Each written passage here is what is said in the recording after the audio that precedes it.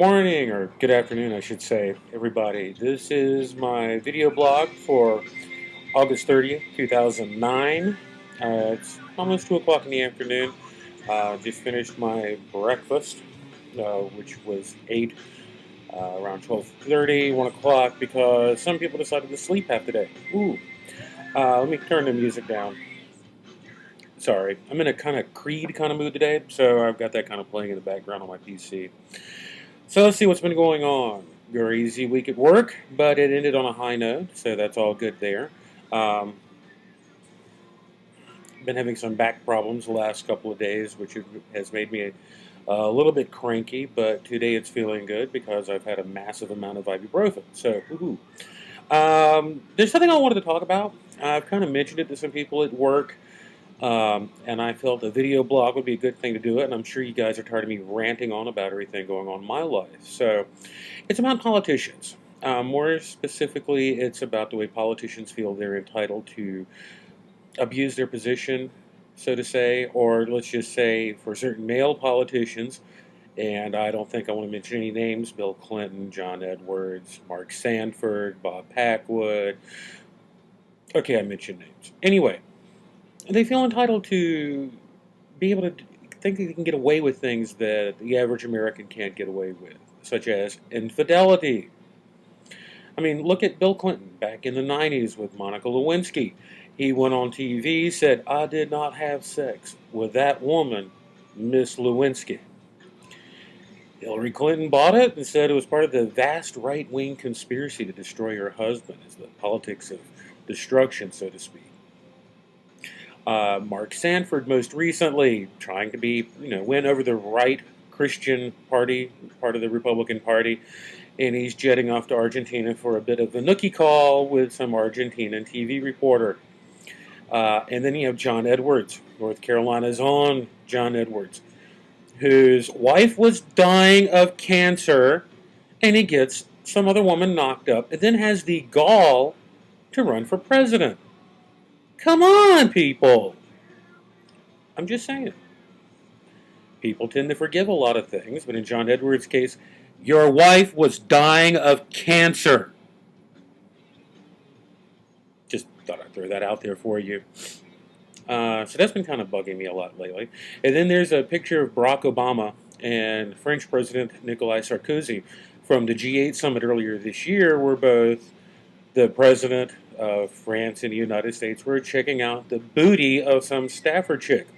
I got the picture around here somewhere. I captured it when I was watching it on TV, and I might try to include it here in this thing where you guys can see it. But I mean, it's quite obvious. He's like, "Oh yeah, yeah, booty call there, man." I'm just saying. I'm just saying. Now, if I'm Barack Obama and I'm thinking about stepping out on Michelle Obama, I would think about that, a couple of times. I mean, you look at Hillary Clinton. Bill could probably take her in a fight, and it's hand to hand. But then you got to sleep sometimes. She's going to slip that knife between your ribs at some point. And if you're Mark Sanford, your wife, she's a little bit too high class to just put a beat down on you, and she studied law at some point, so she's just going to sue you and take everything you're worth and make an ass out of you. And Elizabeth Edwards is dying of cancer, so she's probably just going to go out and make everyone feel sorry for her, and they should, because her husband went and got someone pregnant while she was dying of cancer. I can't say that enough. But now Michelle Obama, I don't know. It looks like she's got some game in the fighting department. I think she could take Barack in 3 rounds if the Secret Service didn't pull her off of him.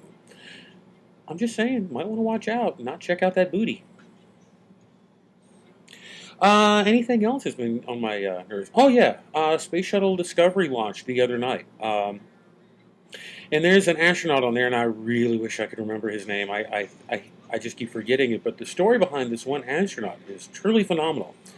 He was born in California to migrant farmers. They would come up to the States and pick fruit and crops, and then go back home to Mexico for a couple of months in the winter for Christmas, and then come back.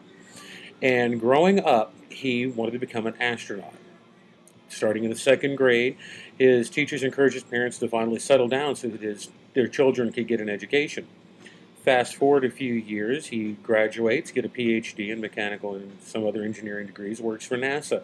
And then for 12 years, working as an engineer for NASA, he applies every year for the astronaut corps. Finally, around 2000, getting accepted. He's on his first flight right now. And I think that really speaks to the American dream that you can really go as far as you want to go and you can take yourself. You go from migrant farming to orbiting the Earth aboard the International Space Station. He's on Twitter, and I posted a link up about a story on Facebook so you guys can find it there. It was from Wednesday or Tuesday, I think. What else is going on? My cat has not come back yet this morning. I don't know if this is one of her little "I'm pissed off at you for leaving me locked up for 24 hours by myself" or something else. But here lately she's been kind of roaming for a little bit longer and not coming home quite as much. So, a little worried about that. If she's not back within a couple hours, then I might have to go patrol the neighborhood and look for the cat.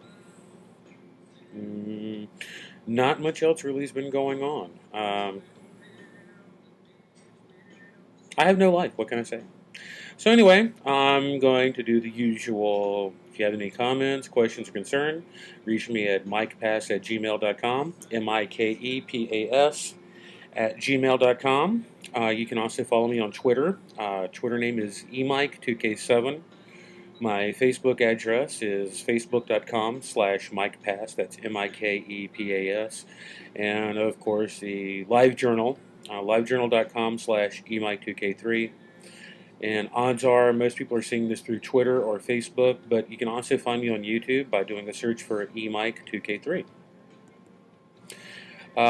Quick update also, I got the MacBook working as a MacBook. I had to disconnect some things on the logic board, but now the battery actually charges and it runs. But according to one person on all the message boards I was looking on while trying to do these repairs, there's a slight chance that disconnecting that one thing also disconnects the safety for the battery. Now, I'm going with the other like 10 people instead of this one guy who just said, most of these people are saying, like, the battery has its own built-in circuitry that keeps it from overcharging. This one guy, though, is predicting doom and gloom and everything, so just to be on the safe side, this thing's only plugged in when I'm here watching it. I won't leave it unattended while it's plugged in until I know the battery won't explode, more than lithium-ion batteries have been wont to do here recently. Running out of time, and I'm going to try to throw some editing stuff in here, so kind of bear with me for a moment. And again, if you guys need to get a hold of me, mikepass@gmail.com. Take care. Have a good Sunday.